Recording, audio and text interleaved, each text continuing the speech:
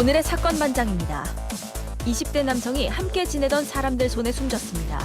동거인들은 힘겨루기로 헤드록을 하다 사고가 났다고 주장했지만 숨진 남성이 폭행에 시달리며 착취당해왔다는 사실이 드러났습니다. 한 남성이 여자친구를 닷새간 감금하고 폭행했습니다. 피해 여성 측은 남성이 반성조차 하지 않고 있다고 주장했습니다. 숨진 서희초등학교 교사가 생전에 받은 민원이 휴대전화가 아닌 업무용 메신저를 통해 들어왔던 것으로 확인됐습니다. 10여 명의 학부모와 메시지를 수차례 주고받았습니다. 뾰로로 안녕하십니까. 자, 오늘도 드릴 말씀이 너무 많아서요. 바로 시작을 하도록 하겠습니다. 좋습니다. 자, 진실 추적자 사건 반장 시작합니다. 대한민국을 세계 제1강에 올려놓을 신기술이라던 초전도체 LK-99가 일장 함흥으로 끝나려나 봅니다. 독일 막스 플랑크 고체 연구소에서 한국에서 만든 그거 있잖아. 초전도체 아니야 하고 과학 채널 네이처에다 올렸대요. 뭐라고 제가 문과 출신이라서 복잡하게 설명은 잘 못 드리겠는데 아무튼 상온에서도 공중에 붕붕 뜨는 이거 있잖아요.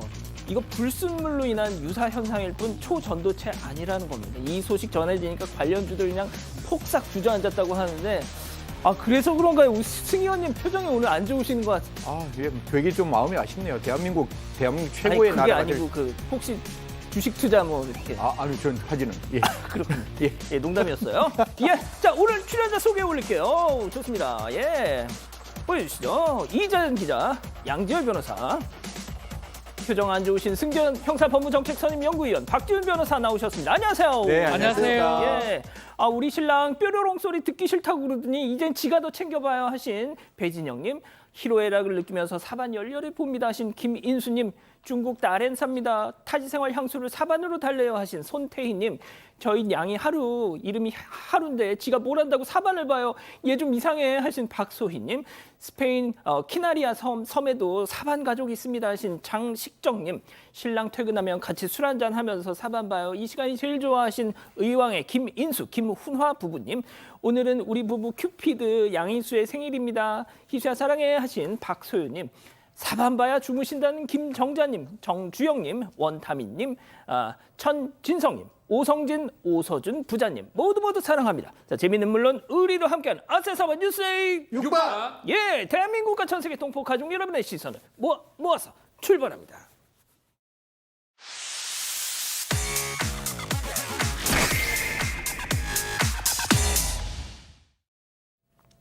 첫 번째 달려보죠. 어리다고 만만했죠입니다. 자, 무슨 일이 있었던 걸까요? 영상으로 만나보시죠. 자, 걸그룹 레드벨벳의 멤버 조이 씨, 스브스의 방송 녹화 출근길. 자, 팬들을 향해서 인사를 하려고 다가가는데 갑자기 멈칫. 왜 그랬을까요? 당시 상황 직접 들어보시죠.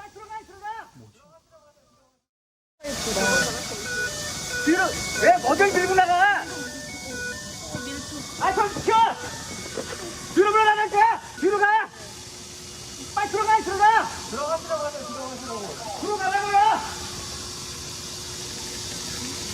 뒤로 물러나, 뒤로! 조이 건드리지 마. 저게 무슨 상황이에요? 맞습니다. 지난 16일인데요. 걸그룹 레드벨벳 조이 씨가 SBS 한 프로그램 녹화 참여를 위해서 출근하던 모습입니다. 조이 씨가 서 있는 곳은 평소에 다른 연예인들도 자신을 보러 온 팬들과 만나서 잠깐 얘기하고 인사도 하고 또 기자들이 출근길 사진도 찍고 하는 곳이었다고 합니다. 그러니까 일종의 포토존으로 평소에도 사용이 되고 있던 곳이었던 건데 이날 역시도 평소처럼 조이 씨가 팬들에게 다가가던 중이었습니다. 그런데 경비 직원이 반말로 저렇게 비켜라, 빨리 들어가라 소리를 질렀던 겁니다. 이 때문에 조이 씨도 팬들도 당황했다고 하는데요. 이 직원이 정확히 조이 씨를 향해서 소리 지른 건지까지는 알 수가 없습니다. 하지만 결국 조이 씨는 팬들에게 다가가지 못하고 안내에 따라서 바로 사옥 안으로 들어가야 했습니다. 제가 트위터를 보니까 지금은 X죠. 보니까 정말 온 세계 나라 조이 씨 팬들이 SBS 사과하세요 막 이렇게 올렸던데 결국 사과를 했더라고요. 저렇게 목소리만 나왔던 그 직원이 건물 밖으로 나와서 사과를 했다라고 합니다. 물론 이제 경비를 맡은 입장에서는 혹시 뭐 그렇게 사람들이 몰리거나 있었을 때 사고가 나면 책임을 져야 하는 위치이기 때문에 저렇게 얘기할 수도 있는데 문제는 저도 저 장소가 어딘지 좀 알고 있거든요. 그렇게 사람이 붐비거나 차가 많이 다니는 곳은 아니에요. 게다가 아까 잠깐 나왔지만 평소에 늘 저기서 인사를 하던 곳이거든요. 그러니까 저분이 갑작스럽게 새로 일을 맡으신 건지 알 수는 없는데 게다가 이게 비켜주세요도 아니라 뒤로 가! 반말로 이렇게 얘기를 하셔서 사람들 입장에서는 굉장히 당황하고 황당한 상황이었던 것으로 보입니다. 예, 아무튼 뭐 사과는 하셨다니까요. 자, 다음 또 이어가 보죠. 탕후루가 지배한 행성입니다. 자, 이게 무슨 얘기일까요? 일단 사진으로 만나보시죠. 자, 길거리 한켠에 쌓인 레기레기 쓰레기, 각종 일회용 플라스틱 컵과 그 옆엔 웬 꼬치와 종이컵들 가득가득. 바로 중국 길거리 간식 탕후루를 냠냠한 뒤에 남은 쓰레기를 저렇게 버리고 간 겁니다. 자, 박 변호사님, 네. 여기 중국이겠죠? 우리나라 아니잖아요, 그죠? 중국이면 사건 반장 딱 거기서 하지 않겠죠. 우리나라기 때문에 사건 반장에서 제보가 들어왔고요. 저희가 지금 다루고 있는 상황인데 탕후루 과일에다가 이제 설탕 시럽을 묻혀서 먹는 요즘 인기 있는 어떤 그 음식인데 이걸 먹고요. 꼬치라든지 또 과일 그 설탕 묻은 것을 저렇게 컵을 버려놓은 겁니다. 결국 저렇게 하면 날파리나 벌레가 꼬일 수밖에 없어요. 또 중요한 거는 이게 대중 좀 군중 심리가 있어서 한 사람이 저리 버리면 다 저기 버립니다. 그러면 저기 수천 마리, 수백 마리의 벌레나 날파리가 꼬입니다. 거기서 위생도 문제가 되고요. 그래서 상인들이 치우는 사람은 치운다 그러는데 이제 문제는 한쪽으로 좀 모아놔야 된다. 그렇게 얘기를 좀 하고 있고요. 한 명만 저렇게 버리면 다 따라 버리거든요. 네. 그래서 문제가 된다라고 해서 주변 상인들이 좀 골머리를 좀 앓고 있고 특히 이 탕후루 가게 운영하는 사장은 오히려 본인이 그걸 수거를 한다고 해요. 본인이 직접 아유, 저게 받아가지고 뭐야. 하는 거. 예, 끔찍합니다. 얼마나 먹는 거야, 네, 저거? 꼬치하고 지금 종이컵이거든요. 그만큼 인기 있는데 그만큼 위생도 중요하다. 예, 그렇습니다. 그렇군요. 자, 이번엔 사방가족께서 제보해 주신 영상 만나보시죠. 으슥한 새벽. 자, 자전거를 탄 남성이 주택가 안으로 들어옵니다. 자, 자세히 보니까 커다란 흰 봉지를 들고 있어요. 자, 트럭 뒤에 멈추더니 봉지를 툭툭 던져놓고 자, 그다음에 뭐 할까요? 튑니다. 바로 자전거 타고. 자, 역시나 레기레기 쓰레기 무단 투기. 자, 새벽부터 참 부지런. 저런 노력으로 분리배출하면 얼마나 좋아. 네, 맞습니다. 사실 진짜 저 노력으로 분리배출하면 얼마나 좋겠습니까마는 지난 16일 새벽 5시 30분쯤 제주시 오라동에서 일어난 사건인데요. 종량제 봉투도 아닌 그냥 흰색 봉투 안에 플라스틱부터 음식 쓰레기를 한데 모아서 버렸다라고 합니다. 그런데 저 장소가 한 번 있었는 게 아니라 계속 반복적으로 일어나는 장소라고 합니다. 그래서 들어가는 입구부터 시작해서 아까 트럭이 있었잖아요. 트럭 뒤편 혹은 트럭 접지함까지 저는 쓰레기가 있었다라고 하는데요. 이 사람들이 왜 자꾸 버리는 줄 아십니까? 누군가가 치우기 때문에 그렇다고 합니다. 아하. 그러면 우리가 CCTV 좀 제대로 설치해서 좀 저 사람 딱 잡아야 되는데 이 제보자 CCTV를 확인하고 이렇게 구청에게 알렸는데 아직까지 이 사람이 특정되지는 않은 듯한 모습이 보입니다. 구청에서도 이 사람 특정되면 반드시 찾아가서 그에 대한 합당한 책임을 묻겠다라고 하고 있으니까요. 절대 저렇게 버리시면 안 된다는 말씀 꼭 드리도록 하겠습니다. 좋습니다. 자, 다음 또 이어가죠. 사람 구한 버스 기사입니다. 자, 정말 긴박했던 순간인데요. 영상으로 만나보시죠. 자, 경남 창원의 어느 도로를 달리는 버스입니다. 자, 한 여성이 다급히 버스 문을 꾹쿵. 어떤 괴한이 쫓아와요. 살려주세요. 뭐라고요? 얼른 타세요, 타세요. 자, 버스 출발합니다. 자, 그런데 문제의 그 괴한 도로까지 와가지고 버스 주변을 기웃대는데요. 자, 괴한을 보자 어쩔 줄 몰라하는 저 여성. 신호, 어이구. 자, 자, 신호 바뀌자 버스 출발합니다. 자, 기사님의 도움으로 여성은 위기를 탈출했습니다. 자, 양 변호사님, 심지어 저 여성분 다리가 불편해서 뛰기도 어려웠다는데, 저 괴한 저 어떻게 따라온 거예요? 그러니까 사실 일면식도 없는 사이고요. 정확하게는 아직은 왜 그랬는지를 알 수가 없습니다. 지금 보신 영상이 지난 15일 광복절에 경남 창원에서 아침 9시 30분이었다고 합니다. 이 여성 같은 경우에는 집 근처에서 그냥 산책을 나왔는데 아침 9시 30분에 이 남성이 술에 취해서 다짜고짜 여성을 폭행하려고 든 겁니다. 그러니까 이 좀 몸을 피해야 되는 상황이었었고 처음에는 보행 신호에 있는 택시 쪽으로 다가가는 택시는 승객이 타고 있었고 택시 기사분은 상황 파악을 못해서인지 도움을 받지 못했었고 버스도 원래 정류장 아닌 곳에서 문 열어주면 안 되잖아요. 그럼요. 근데 버스 기사분은 그 짧은 순간에 맥락을 파악하라고 문을 열어주셨던 겁니다. 그리고 뒤이어 따라온 남성에게는 당연히 문을 열어주지 않았고요. 인근 정류장에 내려졌기 때문에 무사히 지금 그 상황으로 벗어날 수 있었던 거고 저 여성 다리도 불편하셔서 도망가기도 쉽지 않았다고 합니다. 그때 이제 감사 인사 못 드렸다고 버스 기사분께는 감사 인사를 드리고 그 남성도 잡아야 되지 않느냐 수사를 해야 한 상황입니다. 지금 박 변호사님 못 잡았어요? 자, 일단 이 버스 기사 칭찬을 해야 됩니다. 창원의 3606번을 운전하고 있는 이승현 기사님인데 이분의 판단이 아니었으면 큰일 날 사고가 발생할 수 있습니다. 최근에 무차별 범죄들 이런 게 많이 있잖아요. 뭐 아직 확인은 안 되고 있는 상황이긴 한데 어떤 그런 류의 범죄라면 큰일 날 수 있는데 사실은 그 상황을 심각한 상황으로 판단했던 것 같아요. 순식간에 판단하고 문을 열어줬고 그게 아니었으면 큰일 날 수 있었기 때문에 이 버스 기사님, 이승현 버스 기사님을 칭찬해야 될 것 같습니다. 박 변호사님 진짜 여기 정류장 아니에요. 못 열어줘. 안돼. 이럴 수도 있었잖아. 그게 또 원칙상 맞긴 해요. 정류장 아니면 열면 안 되는데 그 순간적 판단을 하신 거예요. 어떤 모습이라든지 그 모습 보고 혹시 안 열어주면 이거 큰일 날 수 있다. 그래서 열어주고 다음에 그 범죄인으로 보이는 그 남성은 안 열어준 거잖아요. 그 판단이 최고였다 생각이 듭니다. 그러니까요. 좋습니다. 자, 다음 또 이어가 보죠. 학대당한 개 돌려줬답니다. 자, 지난 6월 한 견주가 산책하던 강아지에게 막 발길질 막 했던 그 사건 전해드린 거 기억나시나요? 그와 관련해서 저희에게 추가 제보가 왔습니다. 자, 일단 기억 안 나실 수도 있으니까 당시 영상 먼저 보시죠. 꺼져, 병신. 이 애미. 얘한테 안 맞대. 강아지 놀라고. 엄마? 야, 치워. 야.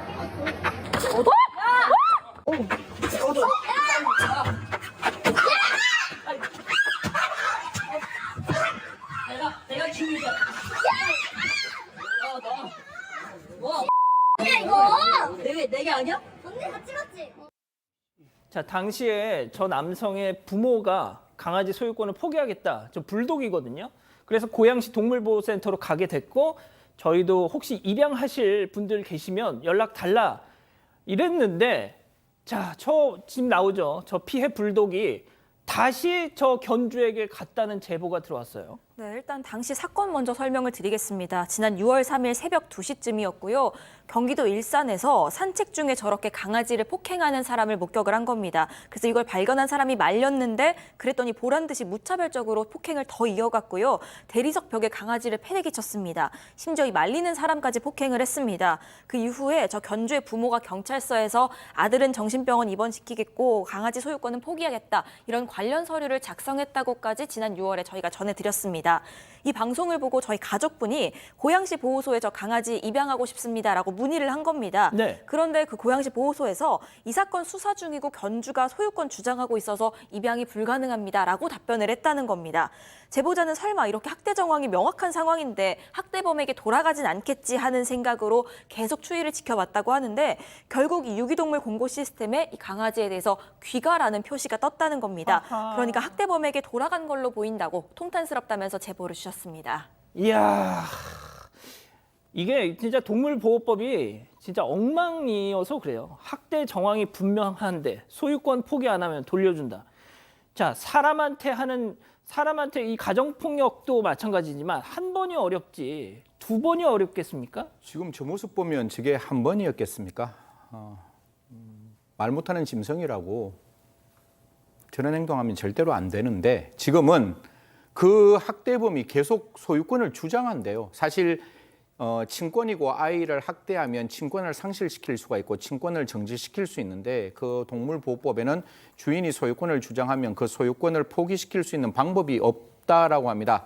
고양시 입장에서는 보통 이제 그 반려견을 이렇게 학대하는 경우에는 이제 돌려달라고 할 때 보관비를 받지 않는데 그 소유권을 포기하려고 또 소유권 포기를 유도하려고 2달치의 보관료를 내라고 했음에도 불구하고 저걸 다 물고 데리고 갔다라는데요. 저는 모르겠습니다. 과연 그 강아지를 지금 반려견을 민법상 그 물건이 아니라고 입법 예고까지 나온 입장에서 과연 학대범에게 그 반려견을 돌려주는 거는 다시 한번 그 개가 학대당할 수 있는 명백하고 현존한 위험 상태로 국가가 내버려 두는 게 아닌지 정말 이 부분에 대해서는 입법적 개선이 필요하다는 말씀드리겠습니다. 이거 진짜 좀 외국 같으면 상상도 못할 일인데 말이죠. 알겠습니다. 계속 좀 지켜보죠. 마지막 사연으로 가봅니다. 선생님의 문신 본색입니다. 자, 오늘도 우리 사반 가족께서 집단 지성의 좀 판단을 좀 받아보고 싶으시다면서 제보해 주신 사연 들어보죠.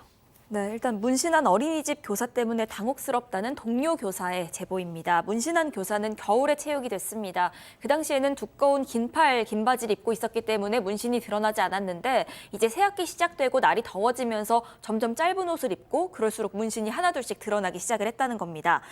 그런데 그 문신들이 호랑이, 용, 그리고 소위 말하는 그 야쿠자들이 하는 문신 이런 것까지 굉장히 다양했다고 하는데요. 교사가 숨길 생각도 딱히 안 하고 당당하게 드러내고 다녔다고 합니다. 이 어린이집에 2살에서 4살 정도의 어린이들만 있기 때문에 아이들이 뭔가 문신에 대해서 얘기한다거나 하진 않지만요. 학부모 참관 수업도 있고 또 통학버스로 아이들 태워주고 내려주고 할 때 학부모들을 마주치기 때문에 저걸 보고 항의가 들어오기도 했다고 합니다.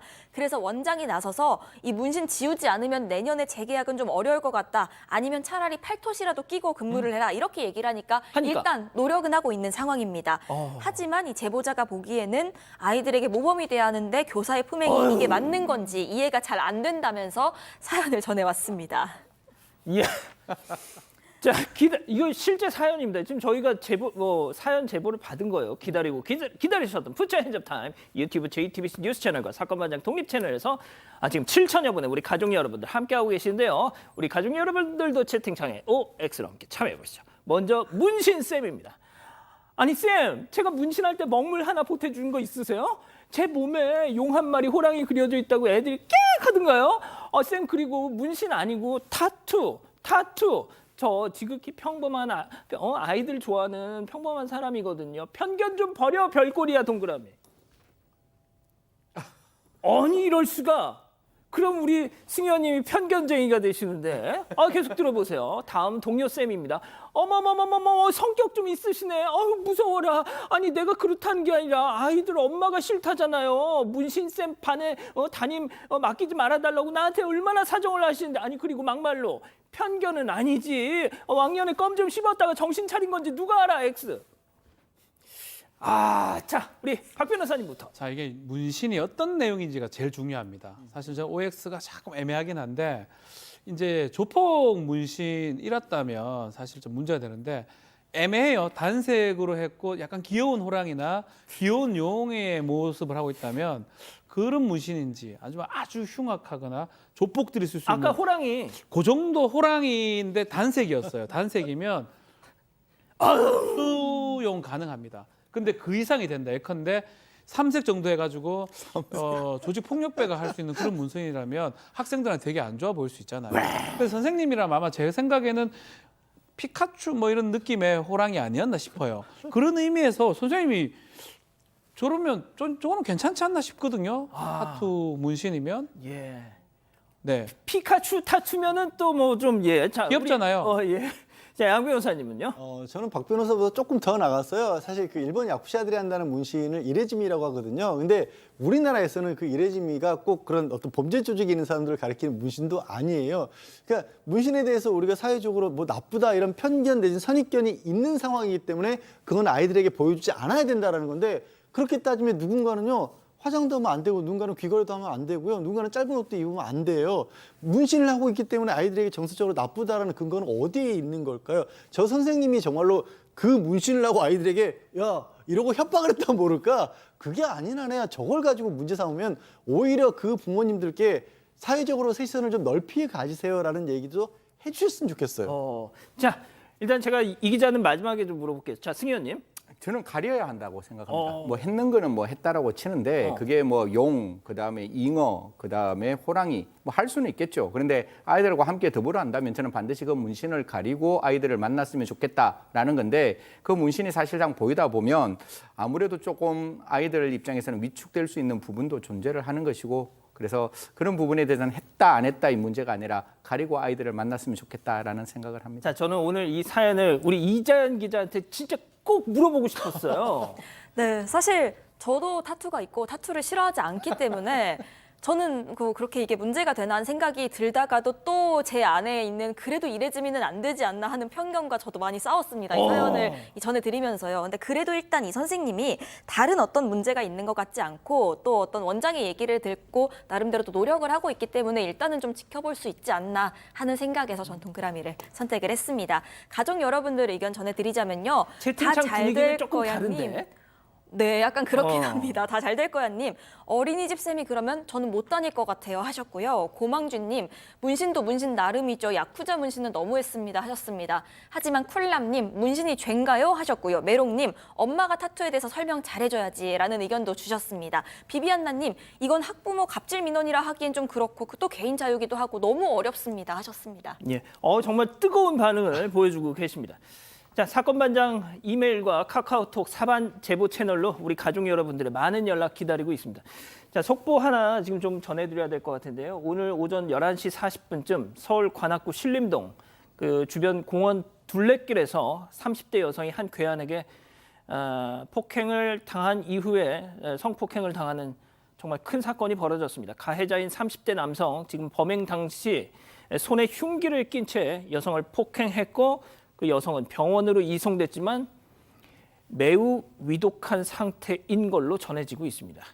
자, 승 의원님이 조금 내용을 아시죠? 네네, 뭐 지금 저 목격자들의 진술에 따르면 성폭행을 할 때 먼저 폭행을 하고 성폭행을 했다는 진술이 나옴과 동시에 지금 이 사람에 대해서 마약 간이 검사를 했는데 마약 간이 검사도 음성이란 판정이 나온 듯합니다. 뿐만 아니라 일면식이 없다는 이야기도 나오는데요. 정말 대한민국은 안전한 대한민국이 만들어져야 됩니다. 경찰이 지금 최선을 다해서 치안을 지키고 있음에도 불구하고 이런 일이 일어났다는 것은 다시 한번 경찰과 우리 검찰이 되돌아봐야 되는 부분이 아닌가. 대한민국의 국민은 절대로 안전해야 된다는 말씀드리겠습니다. 자, 서울 한복판에서 대낮에 그것도 또 신림에서 이런 사건이 벌어져서 지금 이게 상당한 충격을 주고 있는데요. 자세한 내용 들어온 대로 또 전해드리죠. 잠시 전하는 말씀 듣고 30초 후에 뵙겠습니다.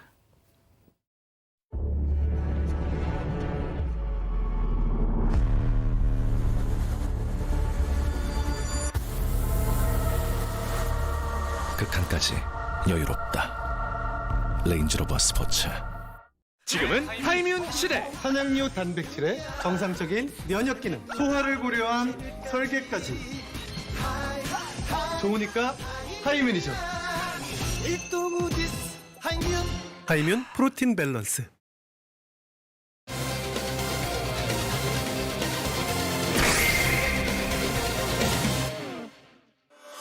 20대 남성이 함께 지내던 사람들 손에 숨졌습니다.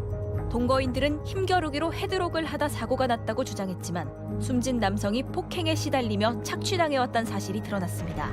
사건의 전말을 파헤쳐봅니다. 자, 어제 뉴스룸에서 전해드린 사건입니다. 유족의 동의, 허락 아래 이름을 공개하면서 그 영상을 좀 전해드리죠. 자, 이 기자. 네, 일단 피해자는 28살 우혁 씨였습니다. 당시 영상이 준비가 돼 있는데요. 지난달 8일입니다. 경기도 일산의 한 골목이고 그 안으로 119 구급차가 들어오는 모습이고요. 잠시 뒤에 20대 남성이 실려 나오는 모습입니다. 병원으로 옮겨진 우혁 씨는 결국 숨졌습니다. 이 남성은 당시 같이 있던 일행이 신고를 했고요. 이들은 구급대원들에게 힘겨루기를 했다, 헤드록을 걸었다 이런 진술을 합니다. 이 일행은 우혁 씨 장례식장까지 찾아와서 조문까지 했는데 부검 결과가 뜻밖이었습니다. 우혁 씨의 갈비뼈 곳곳이 부러져서 폐가 손상돼 있었고 또 심지어 허벅지 근육이 떨어져 나간 그런 흔적도 있었습니다. 수상한 게 또 있습니다. 바로 휴대폰에 담긴 우혁 씨의 음성이었는데요. 그 통화 녹취 들어보시죠.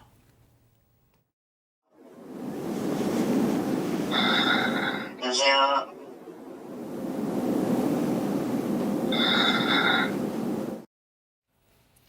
자, 그럼 첫 번째 사건 체크포인트 짚어보죠. 전화 100통을 걸라는 게 무슨 얘기일까요? 지금 우혁 씨가 김 씨라고 하는 사람과 같이 살고 있었다고 합니다. 근데 그 김 씨라는 사람이 굉장히 체격도 좋은 사람이고 유족들은 이 사건의 배후에 있는 사람이 김 씨라고 주장을 하고 있는데 그 김 씨라는 사람이 우혁 씨에게 이 자기하고 갈등 관계에 있던 선배를 괴롭히기 위해서 전화를 100통을 해라라고 주문을 했다라는 겁니다. 근데 지금 목소리를 지금 화면 속에 덩치 큰 사람이 지금 김 씨로 추정이 되고 있거든요. 근데 이 김 씨가 이제 우혁 씨가 이미 상당히 심신이 피폐한 상태에서 100통 전화를 다 못 채운 거예요. 그랬다고 해서 그때부터 하숙소에서 이 무차별한 폭행이 시작이 됐고 결국에는 사망에까지 이르게 된 일입니다. 자, 저 가해자 김 씨와 우혁 씨는 도대체 어떤 사이였던 겁니까? 사실 가해자의 김 씨와 우혁 씨는 그 대리점, 그 휴대폰 대리점의 사장과 그 부하 직원으로 만났는데요. JTBC 취재 결과 어떤 이야기가 나왔는가 하면 인근에서 일하던 상인들의 어떤 진술에 따르면 호객, 그러니까 뭐 휴대폰 사세요라고 하는 그 호객 행위를 그 지금 피해자인 우혁 씨가 했다라고 합니다. 그런데 우혁 씨는 항상 말라 있다는 모습이 보이고 또 사실 이게 굉장히 어떤 일을 하고 난 다음에 돈이 들어오면 그 돈을 우혁 씨에 주는 게 아니라 그 김 씨가 다 가져가고 우혁 씨에겐 단돈 10,000원 정도의 푼돈을 주었다고 이야기를 하는 거니까요. 사실 이 부분이 정말 김 씨에게 문제가 있다면 김 씨는 책임질 부분이 있다 이런 말씀 드리겠습니다. 자, 심지어 돈을 빌려오라고 했답니다. 그래서 우혁 씨는 가족에게 돈을 빌렸고 그 가해자와 자, 유족의 목소리 연이어서 들어보시죠. 그리고 내 돈은 어떻게 할 거야? 평일날 야간에 나가 했는데 그쪽에다 제가 가불하는 쪽으로 해갖고 한번 가족을 요청하는 거는 하지 말고 핸드폰 요금이 낼 돈이 없다. 그래서 좀 도와달라. 그런 얘기를 했었는데 왜 일을 하는데 그것도 못 내느냐. 그렇게 물어봤더니 5,000원씩 10,000원씩 받는다. 새벽에 나가가지고 늦게까지 몸쓰면서 일을 하면서 하루에 5,000원 10,000원씩 밥도 못 먹고 그렇게 일을 하겠어요. 안 하면은 때리니까 어머니한테 정말 울면서 한 번만 도와달라고 여기 빠져나오고 싶다라고 얘기를 해서 가스라이팅, 감금, 폭행, 복종, 경제적 착취, 결국 치사. 자, 박 변호사님, 이 사건을 정말 쉽게 이해할 수 있는 하나의 단어, 도심 속 염전 노예, 현대판 염전 노예 이렇게 일단 인식을 하고 바라보면 이해가 될 수 있을 것 같아요. 현대판 염전 노예 아니냐 이렇게 얘기할 수 있는데 이상한 게 또 하나 있습니다. 우혁 씨의 지금 유족의 주장에 따르면 우혁 씨가 여러 법인에 이사로 등재가 돼 있다고 하고요. 그 법인이 지금 사기죄로 고소가 돼 있는 상태입니다. 또 그리고 우혁 씨 통장으로 백화점에 한 5억 정도가 송금된 내역까지 포착이 되고 있어요. 아마 불법적으로 이 우혁 씨의 이 명의가 도용이 된 게 아닌가 가족들은 추정을 하고 있고 염전노예에서 더 나아가서 뭔가 불법적으로 이용당하고 있다라고 이제 보이는 부분입니다. 자, 그러면 지금 박 변호사님 말씀하신 그 내용과 관련돼서 우혁 씨 동생분 얘기 이어서 들어보시죠. 유한의 담이라는 거는 작년에는 다른 사람이 대표였는데 올해는 형이 대표로 와 있고 형이 대표로 돼 있는 담이라는 회사의 법인 통장에서 백화점으로 3차례에 걸쳐서 5억이 송금이 돼 있었고요. 통장도 다 막혀 있는 신용불량자였어요. 하루에 5,000원씩 10,000원씩 받으면서 그 5억이라는 돈을 모았을 수도 없는 부분인 거고요. 애초에 신용불량자이기 때문에 저희 형 명의로는 금융거래를 할 수가 없었어요. 자, 박 변호사님. 네. 이게 지금 저 가해자가 구속은 돼 있는 상태인데 네. 조금 의아한 부분이 있다면서요. 지금 정확하게 아직까지 드러난 부분은 아닌데 피의자가 A, B, C 3명인데요. 최초에는 공동으로 이렇게 강요를 했기 때문에 공동 강요죄하고 그리고 살인죄가 적용이 됐습니다. A, B 같은 경우는 살인하고 공동 강요죄가 적용되고 이 C 같은 경우는 상해치사 공동 강요죄가 적용이 됐는데 검찰로 넘어가면서 이 3명 다 공이 상해치사하고 공동 강요로 바뀌었습니다. 쉽게 말하면 이 경찰에서는 죽이려는 의도로 해가지고 죽음의 결과가 발생했다고 봤는데 검찰에 갔을 때는 때리는 정도만 생각했는데 결과론적으로 사망의 결과가 발생했다라고 판단한 겁니다. 뭐 가장 중요한 거는 부위라든지 고의라든지 미필적 고의가 있는지 이런 부분인데 일단은 이 경찰하고 검찰하고 좀 의견이 좀 다르고요. 유족들은 노예처럼 착취당하다가 아마 고의에 살해당했다 주장을 하고 있는 상황이고요. 이 검찰에서 이 부분을 좀 더 들여다봐야 될 것 같습니다. 자, 양 변호사님, 이런 사건이 왕왕 있었단 말이죠. 그러니까 가령 정신적, 육체적으로 지배를 하고 이딴 폭행을 하고 거의 사람을 현금 인출기처럼 이렇게 막 쭉쭉 뽑아먹고 결국엔 저렇게 무슨 합숙소 같은 데 가둬놓고 말이죠. 그런데 저도 지금 굉장히 의아한 부분이 지금 살인에서 상해 치사로 바뀌었다고 하지만 결국 이 사람의 목숨을 잃는 결정적인 그 순간만을 놓고 판단을 하는 게 아닌가 싶어요. 지금 유족들이 주장하고 있는 것처럼 굉장히 장시간에 걸쳐서 우리 그냥 사회적인 용어는 가스라이팅이라는 표현을 쓰고 있지만 아직 법적으로 그런 부분이 명확하게 지금 개념 정의가 아예 안 돼 있거든요. 지금 얘기하신 것처럼 장기간에 걸쳐서 정말 모든 걸 다 뺏겼고 그 시간을 다 뭐 심신이 다 피폐해지도록까지 망가진 다음에 사람이 죽음에 이르렀다면 죽을 때 그 순간만 문제 삼을 게 아니라 그 오래 앞서 그렇죠. 기간이 그 지옥 같은 시간이 더 피해자에게는 더 가혹했을 거 아니에요. 그 부분을 좀 소홀히 한 게 아닌가 하는 걱정이 좀 듭니다. 이 부분에 대해서는 특히 이런 종류의 범죄에 대해서는 별도의 지금 대책이 필요해 보여요. 예. 진짜 정신적으로 지배를 했습니다. 그러니까 가족이 있는 집에도 못 가고 가족들한테 엄마 나 여기 나가고 싶어. 아니, 그러니까 이런 일들이 왕왕 지금까지 있었잖아요. 자, 그런데 조금 양 변호사님 말씀하신 것처럼 이걸 단순히 상황이 벌어졌을 때만 딱 떼어놓고 이걸 판단하는 것이 과연 맞는 것이냐라는 의구심을 좀 가져봅니다. 계속해서 좀 저희가 지켜봐야 될 것 같아요. 일단 오늘은 이렇게 정리하고요. 두 번째 사건 이어갑니다.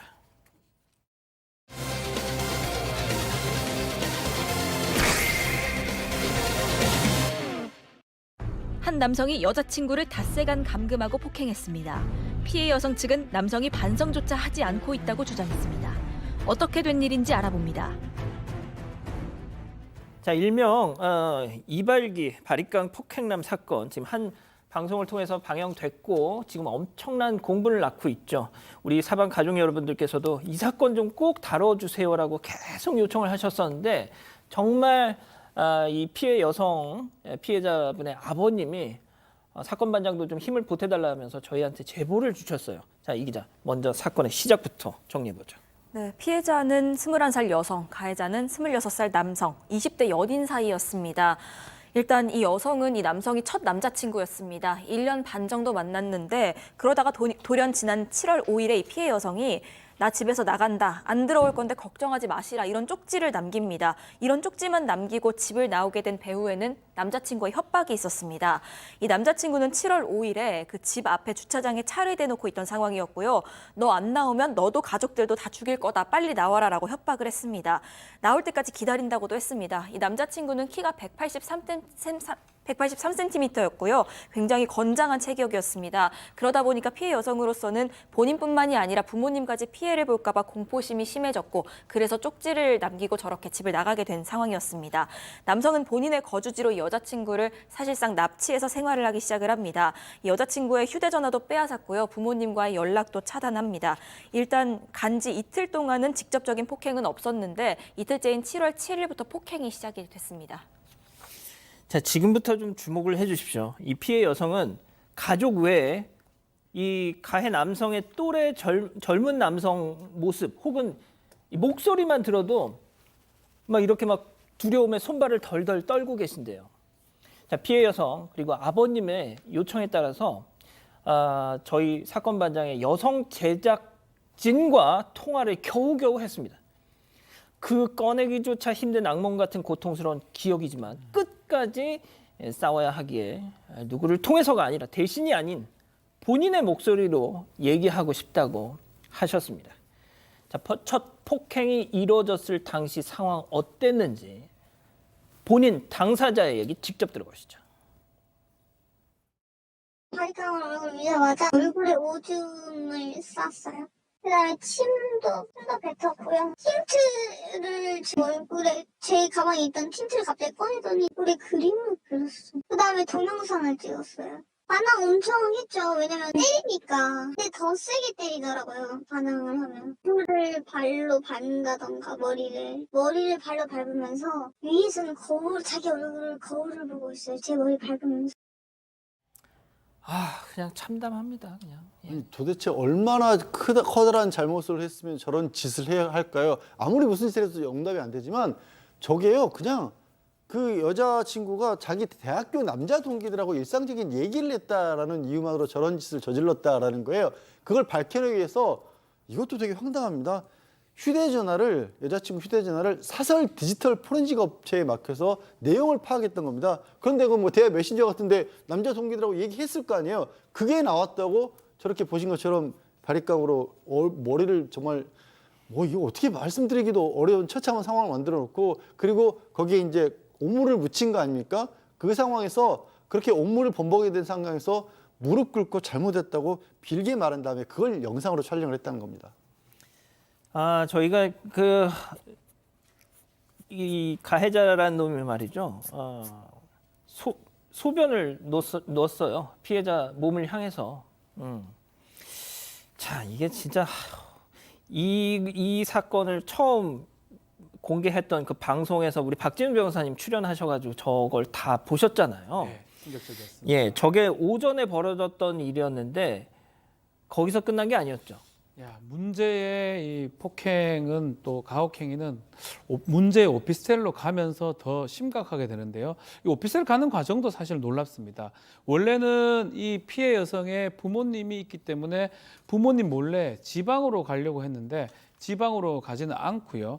신축 오피스텔로 가게 됩니다. 그 이유는 뭐냐면 신축 오피스텔에는 아직 입주가 다 되지 않기 때문에 저런 폭행이나 가혹행위 하더라도 어떤 비명 소리가 들려도 옆에 사람들이 별로 없기 때문에 사람들이 신고를 하거나 이런 것들이 안 들어온다라고 판단을 했던 걸로 보이고요. 이 신축 오피스텔에 들어가서 뭐 자신이 키우는 강아지도 같이 있고 강아지 그 울타리에 거기서 나오지 말라라고 이 피해 여성한테 그런 어떤 가혹행위도 했는 것으로 지금 보였고, 이 오피스텔도 사실은 본인 이름으로 한 게 아니에요. 이 여성의 피해 여성의 지금 본인의 그 계좌에 엄마가 들어놓은 적금을 깨고 그걸로 계약을 함으로써 오피스텔 계약도 그렇게 했습니다. 자, 그 사람이 드문드문 있는 신축 오피스텔에서 4박 5일 동안 사실상 감금이 된 채로 주변에 사람도 없겠다. 지 마음대로 했을 거 아닙니까? 지 마음대로 했는데 이게 정말 상상하기 어려울 정도의 가학행위를 한 겁니다. 아까 잠깐 강아지랑 같이 있었다라고 했잖아요. 이 여성을 그냥 강아지처럼 취급을 했어요. 가둬놓은 상태에서 옷도 못 입게 하고요. 강아지처럼 대소변도 그 강아지들 쓰는 애견 패드에 보도록 하고, 그러면서 이제 네가 잘못해서 맞는 거라고 하면서 폭행을 하고 배달 음식을 하루 한 끼만 먹였다는 겁니다. 그리고 이 자기 지시사항을 받아 적어서 그대로 이행을 하라고 하면서 말을 똑바로 알아들어야 되고, 그다음에 2번 말하지 않도록 만들고, 들었으면 알았어라고 대답을 하고 바깥에 떨어지지 않고 붙어 있어라, 이런 거를 적게 한 다음에 실천하지 않으면 또 폭행했다라는 겁니다. 이게 저는 무슨 이상한 공포 영화 같은 데 있잖아요. 그런 데서나 나오는 얘기예요. 저 지금 나오는 게 저렇게 불러줘서 여자친구에게 받아 적게 만 다음에 저거 안 지키면 때리겠다고 한 겁니다. 일종의 생활 수칙을 저렇게 적으라고 해놓고 저걸 어길 시에는 야, 안경 벗어 하면서 폭행을 한 겁니다. 자, 승 의원님. 예. 야, 진짜 이거는 진짜 제가 욕 나올 뻔했는데. 그러니까 당연히 탈출할 엄두가 안 났겠죠. 지금 시청자 여러분 지금까지만 하더라도 분노가 머리 끝까지 올라오셨을 텐데, 이 남성 아까 봤잖아요. 바깥에 나가면 최대한 옆에 바짝 이렇게 붙게 이렇게 만들었습니다. 또 뿐만 아니라 손을 우악스럽게 빡 잡아가지고 절대로 다른 곳에 갈 수 없도록 만들었는데, 여기서 그치는 게 아닙니다.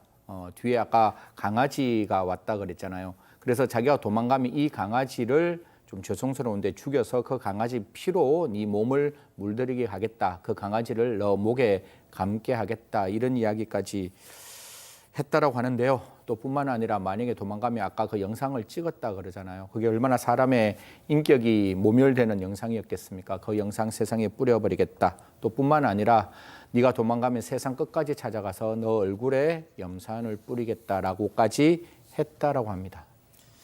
자, 그 폭행 당한 영상을 우리가 준비가 돼 있죠? 네, 맞습니다. 이 감금 7일째 되던 날이고요. 7월 11일 상황 영상이 준비가 돼 있습니다. 보면서 좀 설명을 드리겠습니다. 7월 11일의 이 장면인데요. 남성이 여성 계단으로 올라오는 걸 지켜보고 이 여성은 힘겨운 걸음으로 남성을 뒤따라가서 옥상으로 올라가는 모습입니다. 옥상에서 내려온 여성이 먼저 절뚝거리면서 또 내려가기도 하고 남성이 그 뒤를 따라가는 모습까지도 저 뒷 장면에서는 계속 나옵니다. 계단 중간에서요, 저렇게 옥상으로 지금 들어가는 모습이 나오고 있고요. 이 7월 9일부터 저렇게 쭉 순차적으로 영상들이 나가고 있습니다.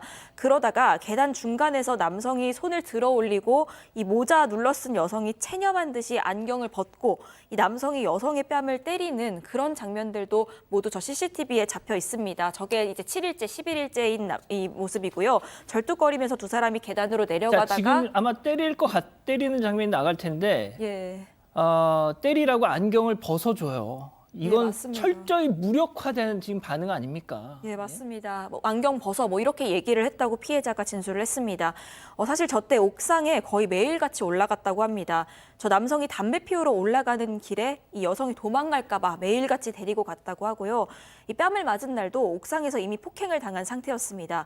옥상에서 내려오면서 계단에서 자신의 말을 듣지 않았다면서 안경 벗어 너 잘못했지 이러면서 뺨을 때렸다고 합니다. 아, 진짜 이 자식 이거 어떻게 하죠, 이거?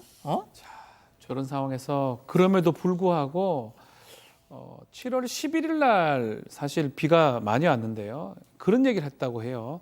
남자가 이 여자 피해자한테 비 그치면 나 흉기 찔러서 너 죽이겠다라고 얘기했을 때 그때 아마 이 피해 여성은 상당히 살기를 느꼈고 정말 내가 어떻게 될 수 있다라고 판단을 했던 것 같습니다. 그 이전까지는 좀 무기력하게 이렇게 당했던 것 같은데요. 당일날 또 공교롭게도 밖에 나가기로 했었고 또 남자가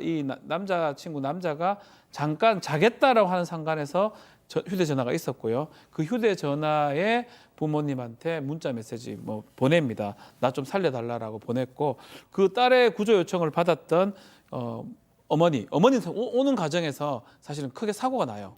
사고가 나고 아빠 부르고 했는데 119하고 경찰을 불렀고 이 119하고 경찰이 와서 이 여성을 구조하게 된 겁니다. 그러니까 어머니가 얼마나 다급했으면 다 나와 있는데 너무나 울면서 가다가 결국은 어머니 역시 사고가 나게 됩니다.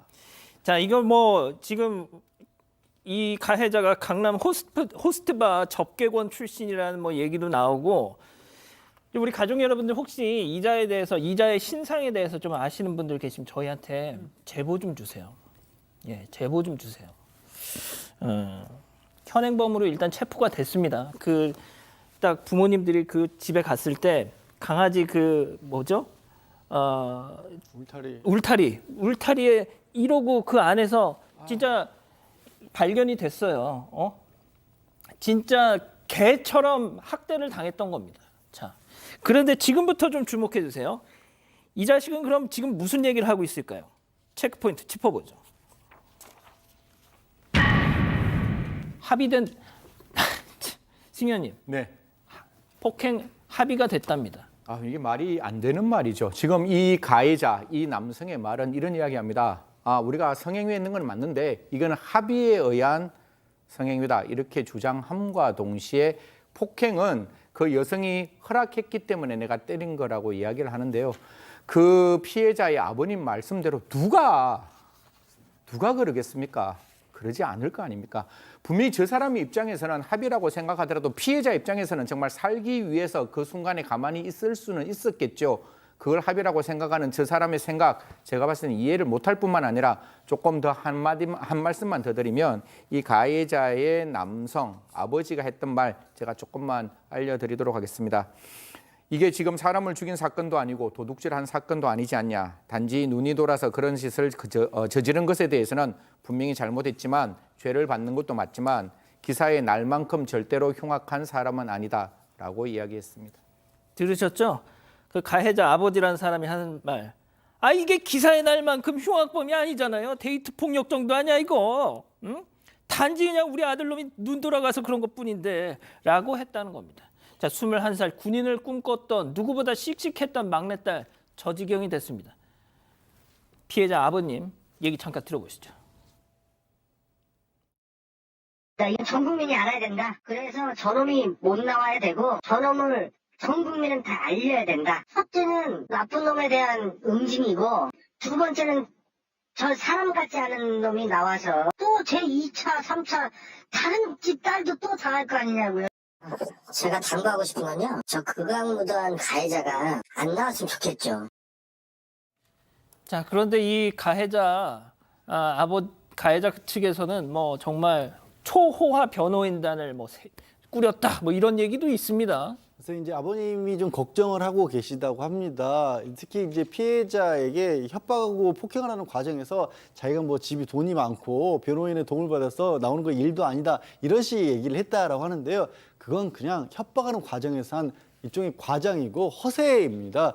지금 저런 짓을 저질러 놓고도 그렇게 호락호락 나올 만큼 대한민국 사법체계가 그렇게 만만하지 허술하지 절대 않습니다. 아버님은 이제 만약 제대로 처벌 안 되면 자기 어떤 처벌을 감수하러 신상공개까지 하겠다고 하시고 계신데 그러지 않으셔도 넉넉히 처벌 받을 거라고 저는 장담합니다. 안 되면 진짜 사건 반장에서도 저건 그냥 두지 않을 겁니다. 꼭 지켜볼 겁니다.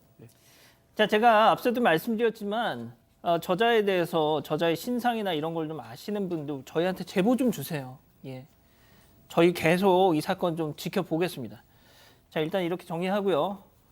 오늘 사건들이 다 좀 그렇네요. 일단 세 번째 사건 이어갑니다.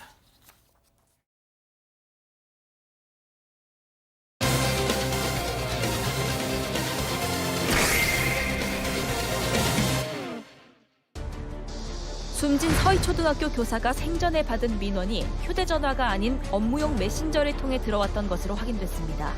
10여 명의 학부모와 메시지를 수차례 주고받았습니다. 새롭게 드러난 사실을 짚어봅니다. 자, 서희초교 교사분의 이 사망 사건, 학부모들에게 민원 문자를 받은 게 확인이 됐는데 그게 업무용 메신저를 통해서. 네, 맞습니다. 이게 일단 어제 서울교사노조가 공개한 내용이고요. 유가족 측으로부터 제보받은 내용입니다.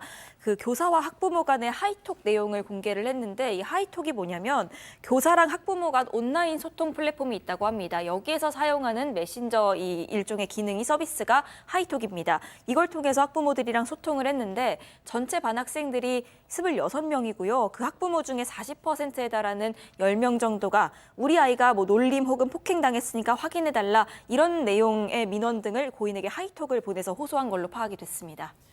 자, 고인은 학기 초에 이 하이톡과 관련된 공지를 뭐 냈었다면서요? 맞습니다. 이 교사가 학기 초인 3월 2일에 공지를 했는데요. 하이톡 관련해서 학부모한테 이게 보내면서 아이가 학교 생활 어려우면 학교 전화 또는 이 하이톡을 이용해서 연락을 달라고 하면서 다만 이 하이톡 아이들 수업 중에는 답변이 어렵다고 안내를 했습니다. 그렇지만 이게 사망 직전에 7월 17일 날 하이스쿨 알림장에 보면 학교 전화나 하이톡을 이용해 달라고 다시 안내를 합니다. 그래서 결국 개인 번호 노출 좀 원하지 않았는데 이런 원칙이 잘 안 지켜진 것 같습니다. 자, 말씀드렸다시피 하이톡이라는 게 제가 직접 선생님들한테 여쭤봤어요. 개인 연락처를 공개하지 않게 하기 위해서 도입한 건데 아니 선생님이 그 학부모가 이거 답답하니까 빨리 전화번호 알려줘요 하면은 그거 안 알려줄 수 있겠습니까? 예? 결국 그러다 보면 또 이걸로 통화하게 되는 거고. 자, 세 번째 사건 체크포인트 짚어보죠. 문자 속 연필 사건인데요. 자, 승 의원님, 그 연필 사건 계속 이제 나왔던 얘기인데 그것도 이 하이톡에서 주고받은 문자의 정황이 좀 남겨 있다면서요? 네, 뭐 연필 사건 시청자 여러분 잘 아시겠지만 1학년 아이들이 서로 간에 옥신각신하다가 연필로 이제 좀 이렇게 상처가 날 수 있는 그런 사건인데 이게 하이톡에 분명히 어떻게 나와 있는가 하면 그 학부모가 이런 말을 합니다. 신고까지는 하고 싶지 않지만 개선의 의지가 크게 보이지 않아서 고민 중이다. 그리고 학교에 와서 지속적으로 만지고 듣기 싫은 말을 하는 건 엄연히 학교 폭력에 해당되는 사건인 것 같다라고 이야기하면서 그 상대방의 어머니가 이 일에 대해서 잘 알고 훈육하고 있는지 궁금하다라는 내용을 보냈습니다. 보내니 이 교사가 그런 말을 합니다. 제가 전화 드리겠다. 지금 제가 미처 살펴보지 못해서 송구스럽다. 분명히 내용이 안에 들어있는 게 있었습니다. 자, 이 연필 사건 관련해서 교사가 개인 휴대전화, 통화, 문자 이것도 또 역시 이렇게 된다니까요.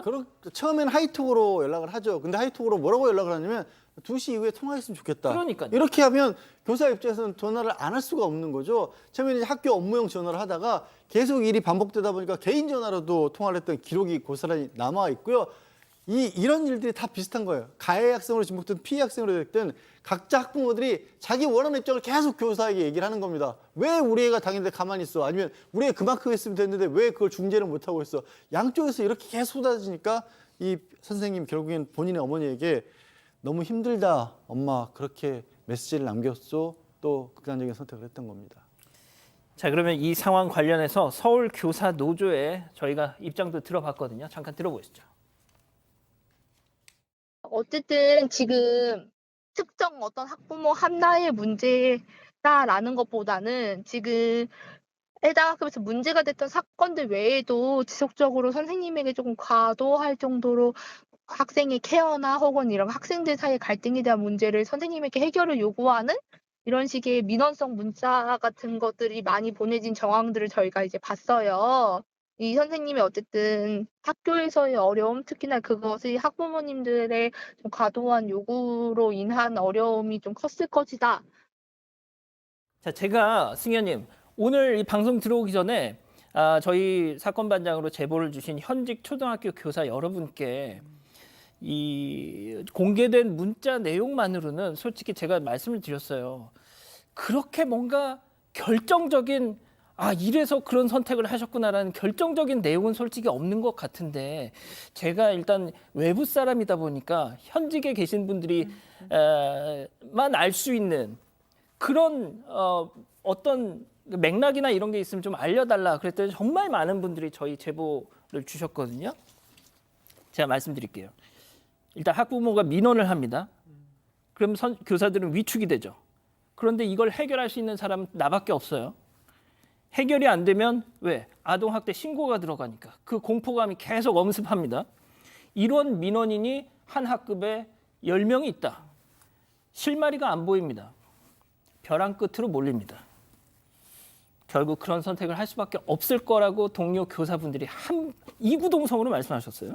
저도 100% 공감을 하는 거죠. 어떤 일이 있을 때 그 일 하나가 끝마쳐지고 다음 일이 없으면 괜찮은데 이런 일들이 계속 쌓이는 일들이잖아요. 하나의 민원이 들어오면 그 민원을 해결하기 위해서 노력하고 있는 과정에 또 다른 민원이 들어오고 또 다른 민원을 해결하는 과정에 다른 민원들이 들어오고 그게 2개, 3개, 4개, 5개, 6개, 7개가 쌓이면 순간적으로 어떤 느낌이 드는가 하면 저도 그런 느낌 많이 받는데요. 하늘을 들어 내가 어디에 머리를 둘 수 있을까라는 순간적인 엄청난 공포가 몰려들게 됩니다. 더 문제는 여기서 그치는 게 아니라 하나라도 잘못하면 거기에 대해서 아까 저 앵커가 말했다시피 형사 고소를 당할 수 있는 부분들이 있기 때문에 아마 그 하나하나가 쌓여서 이 사람의 그 마음은 굉장히 유리알 같이 얇아졌을 것이고 그 작은 그 얇은 유리알 같은 마음이 어떤 순간에 깨어졌지 않았을까 그렇게 생각합니다. 자, 그런데 경찰은 그 학부모들 혐의점이 없다라고 그랬잖아요. 네, 그게 14일에 나온 중간 결과였는데 일단 휴대폰 포렌식 다 해봤다. 그런데 개인 휴대전화로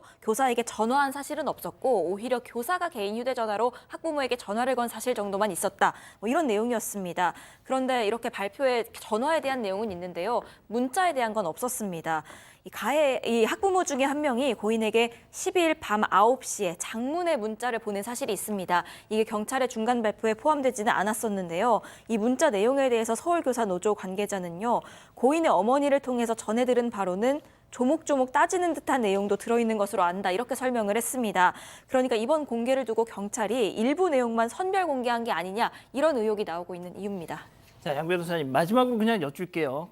제가 저희한테 제보 주신 교사분 중에 한 분이 저한테 그래도 제가 잘 이걸 완전히 이해를 못하니까 한 가지 예시를 들어주셨어요. 만약에 기자님이 생방송 중에 진행을 하면서 라이브로 민원을 받고 욕설을 보고 또 뭐 언론중재위 제소를 한다. 또 그리고 뭐 소송을 걸겠다라고 한다면 기자님은 어떻게 하시겠습니까? 제가 며칠 전에 저희가 오보를 낸 게 있어서 제가 방송 중에 사과를 했습니다. 보셨잖아요. 제가 그 전날 잠을 못 잤어요. 정신과에서 예전에 처방받은 수면제를 먹고 잤는데 그런 일들이 만약에 매일 1년 내내 2년째 계속된다면 그 방법밖에 없겠구나라는 생각이 들더라고요. 온전한 삶을 살기가 어렵죠. 그러니까 이것도 그런 겁니다. 그냥 한두 개의 문자, 그날 당일날 누가 그 직전에, 사건 직전에 뭐 받은 문자 이거 하나만 보고는 이것 때문에 뭐 이렇게까지라는 생각을 잘못할 수가 있다라는 거예요. 그 선생님들이 지금 이구동성으로 얘기하고 있는 게 그런 상황에 놓였을 때 교사에게 해결 수단이 없다는 거, 누구에게 뭐 교장 교감쌤이 얘기하거나 학교의 상담 선생님이라든가 아니면 법적 도움을 받거나 이런 장치가 없다라는 거예요. 그냥 내몰려 있다라는 거죠. 그러니 선생님들 입장에서는 진짜 어떻게 할 줄을 몰라하고 정신적 스트레스는 계속 받고 학교에서 아이들을 보고 있는데 교실에 수업하는데도 문자는 오고 하이톡이 됐든 업무 전화가 됐든 결국 젊은 선생님들이 사회 경험도 부족한데 이런 일에 시달리다 보니까 있어서는 안 될 일들로 이어지는 거 아니겠습니까? 그러니까 이 시스템 뭐가 문제인지 많은 선생님들이 알고 계신 거예요. 교육청에서 뭐 교육 당국이 돼서 더 확실히 선생님들이 요구하는 바를 개선을 해야 돼요. 할 수 없는 게 아니에요. 맞습니다. 저희가 뭐 계속 전해드릴 테니까요. 일단 오늘은 시간 관계상 이 정도로 좀 정리를 하겠습니다. 자, 별별 상담소 이어갑니다.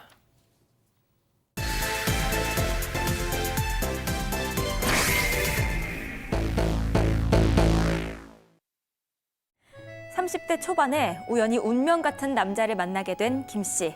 훈훈한 외모와 성격, 그리고 음주 가무를 멀리하는 모습에 반해서 연애 1년 만에 결혼까지 골인했습니다. 그런데 결혼 후 얼마 지나지 않아 김 씨는 남편의 숨겨진 지독한 버릇을 알고 충격에 빠졌는데요. 바로 남편이 술만 먹으면 배뇨 실수를 한다는 겁니다.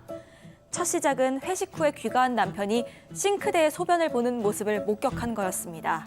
충격도 잠시, 남편의 이런 이상한 배뇨는 한 달에 한 번꼴로 이어졌다고 합니다. 이제는 남편이 술 마신다는 소리만 들어도 어디에 영역 표시를 할지 몰라서 걱정이 된다는 김 씨. 대체 남편에게 무슨 일이 벌어지고 있는 걸까요?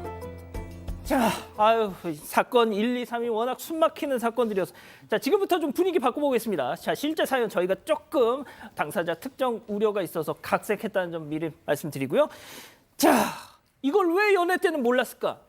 일단 이들 부부는요, 아내가 적극적으로 구애를 해서 연애를 시작을 했습니다. 한 카페에서 이 남성을 보고서는 첫눈에 반했고 김 씨가 먼저 번호를 물어보면서 연인으로 발전했다고 합니다. 그런데 연애 때 남편은 술을 거의 못한다고 얘기했습니다. 그래서 김 씨랑도 술자리는 안 했고요. 둘이 여행을 가도 술은 입에도 대지 않았고 오히려 김 씨만 술을 한두 잔 마셨다고 합니다. 김 씨의 전 남자친구들은 모두가 다 술고래였습니다. 술 문제도 많았기 때문에 오히려 술을 못 마시는 남편의 이런 모습에 반했다고 합니다. 그렇게 1년 만에 결혼을 하게 됐고 그 뒤로도 별 문제 없이 신혼생활을 즐겼습니다. 이 충격적인 진실을 언제 알게 된 겁니까? 결혼하고 나서 얼마 안 있어서 남편이 직장을 옮겼는데 걱정을 좀 하더랍니다. 이번에 옮긴 직장이 회식이 좀 많다던데 아니나 다를까 첫 번째 회식 날 남편이 본 모습을 드러냈죠. 술에 취한 상태로 들어왔는데 그것 자체가 아내에겐 충격이었대요. 술 취한 모습을 한 번도 못 봤으니까. 그런데 그건 아무것도 아니었어요. 그렇게 술이 취해서 들어와서 싱크대에 소변을 봤던 겁니다. 저 뒷모습을 보면 박지훈 변호사님 전 아닙니다. 아니죠? 네. 정말 상상도 못할 충격을 받았습니다. 아마 충격이 매우 컸습니다. 김 씨 입장에서는. 저 왼손을 딱 쥐고 벽에 쥐고 멍하니 쳐다봤는데 지금 보면 싱크대에 소변을 보고 사파 잘 그렸네요. 자, 물을 틀어서 소변도 내리고요. 손도 씻습니다. 그리고 아무렇지도 않게 방에 들어가기도 하고요. 그래서 김 씨 봤을 때는 와, 너무너무 놀랐는데 잠을 못 잤죠. 뜬 눈으로 밤을 지새고 다음 날 물어봅니다. 뭐냐? 이렇게 물어보니까 남편 반응이 더 가관입니다. 미안. 이렇게 얘기했다고 합니다. 심한데요, 반응? 네, 그렇죠. 진짜 머리를 조아리고 진짜 용서를 빌어야 되는데 이 남성의 반응에 이 여성은 김 씨는 더 기분이 나빴다고 합니다. 당신 처음 아니지? 이거 옛날에도 했지? 라고 이야기하니까 이렇게 이야기합니다. 사실 내가 술을 먹으면 이런 버릇이 있다라고 이야기해서 그걸 숨기기 위해서 술 한 잔도 먹지 않았다라는 이야기를 듣자 기억나시죠? 어디를 가더라도 그 신혼여행 가서도 술 한 잔 먹지 않았던 이 남성의 모습에 더 배신감을 느꼈지만 그렇죠. 어차피 우리는 엎질러진 물이잖아요. 결혼했잖아요. 그래서 이 남편이 결혼했는 상황이기 때문에 이런 부분은 감당하고 살기로 했고 남편에게 한 가지만 부탁했답니다. 저 이상 이렇게 곤드레만드레 술 먹는 건 하지 마라고 이야기했다고 합니다. 그렇게 약속해서 고쳐질 것 같았으면 여기 지금 얘기도 안 하죠. 네, 맞습니다. 회식 때마다 속을 썩였습니다. 하루는 남편이 술을 마시고 온 뒤에요. 새벽에 또 물소리가 났다는 겁니다. 이 김 씨는 거의 노이로제에 걸려서 잠에 화들짝 깼는데 곧바로 싱크대부터 확인을 했는데 다행히도 싱크대 쪽엔 남편이 없었습니다. 아, 정신 차리고 화장실로 잘 찾아갔구나 했는데 알고 보니까 이번에는 전자레인지 문을 열고 거기에 소변을 보고 있었습니다. 이제는 충격을 넘어서서 거의 공포감에 휩싸였다고 합니다. 그래서 이걸 영상으로 남겨서 다음날 남편에게 보여줬는데 이거 본 남편이 이제는 미안해하지도 않습니다. 오히려 떳떳하게 이건 내가 아니다. 술 취했는데 이성을 어떻게 붙잡냐. 그냥 놔둬라. 이렇게 나왔다고 합니다. 아, 박 변호사님, 이거 처음에는 그냥 웃으면서 시작했는데 이 정도면 좀 상태가 많이 안 좋은 거 아니에요? 그러니까 뭐 술버릇도 이거는 술버릇 이상이라고 봐야 될 것 같거든요. 뭐 술버릇이나 뭐 주사 같은 게 있을 수가 있는데 이 정도면 뭐 그냥 보이는 거 다 열고 지금 소변을 본다는 거예요. 이러면 대변까지 갈 수도 있는 거거든요. 아, 이런. 심각한 겁니다, 사실은. 양 변호사님. 그런데 이제 이게 일단 부부 사이에서만 지금 벌어진 일인데, 아, 이게 일단 거기서만이라도 커트가 되면 아유 이 인간 하면서 그냥 보안 유지는 되잖아. 보안 유지는. 글쎄요. 그래도 못 살 것 같긴 한데 저는 어쨌든 더 시커먼 일이 벌어졌어요. 처갓집 식구들하고 가족여행을 함께 가기로 했답니다. 근데 가족여행을 가서 처가 식구들하고도 술 몇 잔씩을 마셨대요.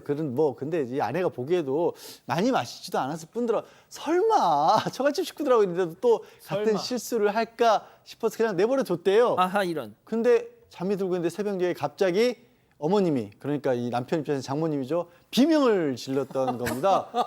어찌된 건가 해서 이렇게 일어나서 살펴봤더니 이제 놀러 갔으니까 놀러 가는 곳에 가면 이렇게 오피스텔 같은 데서 빨래 건조기 이런 게 있었던 모양이에요. 그거 문을 열고 남편이 실례를 하고 있었고 마침 그 밑에서 장모님이 또 주무시고 계셨던 거예요. 얼마나 놀라셨겠어요, 장모님은. 그래서 이게 뭐 하는 짓이냐고 막 소리를 지르고 눈을 질끈 감는 상황이었는데 더 황당한 건요, 남편이 이 장모님이 혼을 내는데도 그냥 이러고 있다가 웃으면서 옷 입고요, 아무렇지 않게 다시 잠이 들었다는 겁니다. 야, 좀 속도 좀 내겠습니다. 이 기자. 이게 이렇게 고치기가 힘든 거예요? 그런 것 같습니다. 근데 결정적으로 김 씨마저 이제 남편으로부터 등을 돌리는 사건이 발생을 하는데 이날도 남편이 회식을 하고 집에 왔습니다. 남편이 또 실수할까 봐 이제 온 신경이 다 곤두서 있는데 그래서 아예 남편이랑 따로 자려고 이 남편을 소파에서 재웠다고 합니다. 그런데 그래도 불안해서 잠도 제대로 못 자고 들썩이고 뒤척이고 하던 찰나에 남편이 안방문을 열고 들어옵니다. 그리고 그대로 김 씨를 향해서 이렇게 소변을 보기 시작을 한 거죠. 김 씨는 소리를 지르면서 밖으로 나갔는데 너무 충격받고 또 공포스럽고 해서 이혼까지 생각하게 된 상황이라고 합니다. 야, 이거는 처음엔 진짜 그냥 뭐 하하하하 웃으면서 시작을 했는데 이 정도면 약간 호러가 되는데. 자, 오늘의 궁금증, 이쯤에서 별별 상담소 오늘의 궁금증 짚어보죠. 아, 술만 먹으면 배뇨 실수하는 남편, 장모님 앞에서까지 그 짓을 했는데 어쩌면 좋겠냐, 지금 이렇게 얘기하고 계십니다. 자, 일단 박 변호사님. 병이에요, 병. 이거는 병이라고 보는 게 맞고요. 술 때문에 그런 게 아니고요. 뭔가 통제가 안 되는 상태에서 소변이나 이런 것들이 자제가 안 되는 것 같거든요. 저는 이게 무슨 이혼 이런 걸 얘기하기 전에 병원에 가야 돼요. 심리 상담이라든지 뭔가 문제가 있습니다. 뭐 어릴 때 뭐가 문제가 있다든지, 제가 뭐 의학 지식은 없지만 그냥 상식적으로 제가 많은 사건 해봤지만 저렇게 소변 보고 이혼하는 경우는 없어요, 사실은. 다소 특이한 경우이기 때문에 이거는 저는 병이라고 보는 게 맞는 것 같습니다. 박 변호사님의 대표적인 이 주사, 술버릇. 잡니다. 아, 진짜? 아닌데. 아닌데. 나 요즘 좀 피곤해서 많이 잡니다. 말이 좀 많아지면서. 나 좀 심한 거 봤는데. 자, 예. 우리 승희 의원님은 진짜 떳떳하시잖아요. 왜? 술을 안 하시니까. 저는 아프니까 술을 먹으면. 그래서 술 먹는 사람들이 주사를 제가 다 알고 있는데 또 제가 기억력이 나빠가지고 다음날 아침에 기억을 못합니다. 제가 아까 변호사님하고도 막 이렇게 카메라가 돌아가지 않을 때 같이 이야기했는데 저도 이거 치료받아야 된다고 생각합니다. 제 친구들 중에 아무리 술 먹어도 집에 가는 거는 기억이 있어가 집에 가는 거예요. 술을 먹어서 완전히 블랙아웃 되는 건 모르겠지만 적어도 저 순간에 아무 기억 없이 그 행동을 한다는 건 아픈 거예요. 그러니까 제가 봤을 때는 반드시 병원에 갔으면 좋겠고, 두 번째, 술 안 드시면 되잖아요. 이게 분명히 술을 안 먹으면 신혼 초고치 그런 문제가 없었으니까 정말 와이프를 사랑하고 좋아한다면 술 드시지 마십시오. 저 50평생 술 안 먹고 살아도 아주 잘 살고 있습니다. 걱정하지 마시고 술 안 드시는 방향도 한번 고민해 봤으면 좋겠습니다. 자, 양 변호사님 대표적인 뭐 술버릇. 저요? 네. 저 개인적으로 가끔 기분이 좋으면 말이 많아지는 정도밖에 없어요. 아닌데. 아, 이거 왜 당하고만 계셔, 박 변호사님? 아니, 박 변호사 할 말 없을 거예요. 진짜? 진짜 그거밖에 없어요, 저는. 그렇게 취하도록 먹어본 적이 별로 없습니다. 네, 그렇게 취하도록 맛있지도 않아요. 진짜. 재수 없죠? 재수 없죠. 죄송합니다. 예. 자, 이제 우리 뭐 양 변호사님한테 더 들어볼 것도 없어. 자, 우리 가족 여러분들의 의견 좀 정리해 주시죠. 네, 일단 조상우님, 이게 바로 술만 먹으면 개가 된다는 케이스인가요? 하셨고요. 복사꽃 필무렵님, 개도 아무데나 대소변 안 봅니다. 개보다도 못합니다. 하셨고요. 치키뱅뱅님, 제 친구 중에도 있어요. 술 취하면 옷장에 하셨고요. 쉰님, 냉장고 문 열고 장롱 문 열고 서 있는 남편 잡아오느라고 저도 밤샘 기억 있습니다. 어떡해. 하셨습니다. 이런 분들이 꽤 계신가 봐요. 있네, 진짜로. 아, 있다니까요. 참. 마지막에 댓글을 우리 좀 소름 끼칩니다. 알겠습니다. 자, 별별 상담소 이렇게 정리하고요. 글로벌 픽 이어갑니다.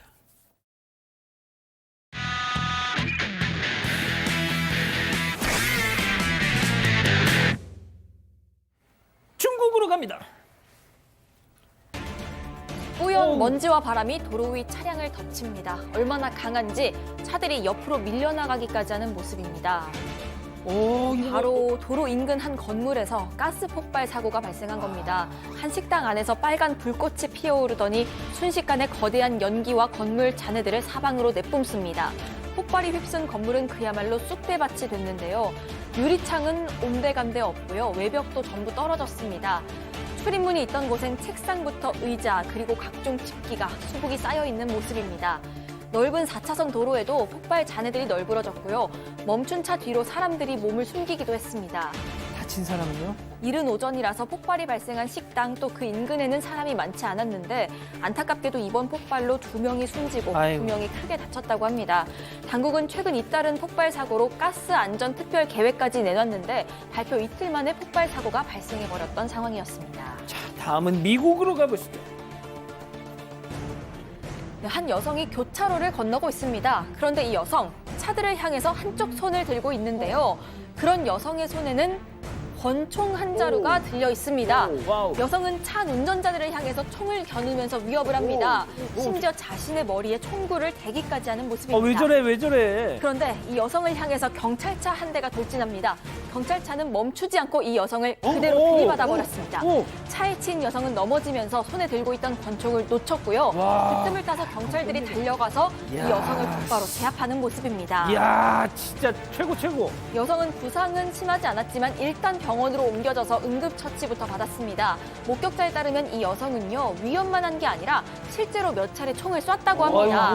그리고 이 근처에는 학교가 있었기 때문에 경찰들이 이 상황을 더 두고 볼 수가 없었던 거죠. 일단 경찰 이야기 들어보겠습니다. It's a loaded handgun that she's waving around in the traffic, pointing at people that have got their children and their families in their cars. That cop made a split-second decision to put it down on the ground. He did a great job. 예, 여성의 총기 위협 소동으로 다행히 다친 사람은 없었고요. 이 여성은 총기 소지, 경찰관 협박 등의 혐의로 기소가 됐습니다. 역시 미국으로 가보죠. 자, 열차 선로에 세 사람이 앉아 있습니다. 어떻게? 왜 저기 내려가 앉아 있는지 의문인데요. 가운데 있는 여성이 휴대전화로 셀카를 찍으려고 팔을 뻗습니다. 자, 그런데 갑자기 옆에 있던 남성 그대로 뒤로 들어놓으며 몸을 제대로 가누지 못하죠. 그리고 이 남성의 팔이 다쳐 옆에 있던 여성도 똑같이 몸이 굳어버립니다. 설마? 감전입니다. 이 두 사람 지금 600볼트의 전류에 감전이 돼버린 겁니다. 자, 옆에 있던 친구가 의식을 잃고 선로에 쓰러진 두 친구를 선로 밖으로 꺼내보려고 하는데요. 이걸 보고 있던 사람들도 선로에 내려와 구조를 돕습니다. 이거 같이 또 감전되는 거 아니에요? 그러니까요. 그런데 천만다행하게도 추가 감전 사고는 일어나지 않았고 이 두 친구 선로 밖으로 무사히 빠져나올 수 있었습니다. 하지만 상태가 매우 심각했습니다. 여성은 다행히 의식은 있었는데 남성은 심정지 상태로 병원으로 이송이 됐고요. 지금까지도 의식 없이 매우 외독한 상태입니다. 아이고, 다음은 오스트리아로 가보시죠. 자, 한 상점 계산대 앞에 마스크에 모자를 눌러 쓴 한 남성이 서 있습니다. 그런데 이 남성 주머니에서 뭔가를 쓱 꺼내죠. 저 모르게 조용히 속삭입니다. 자, 무슨 일일까요? 영상을 자세히 한번 보시죠.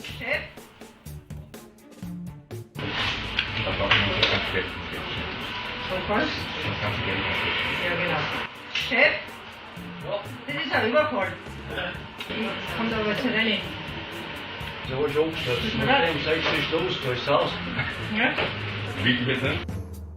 아니 이럴 수가.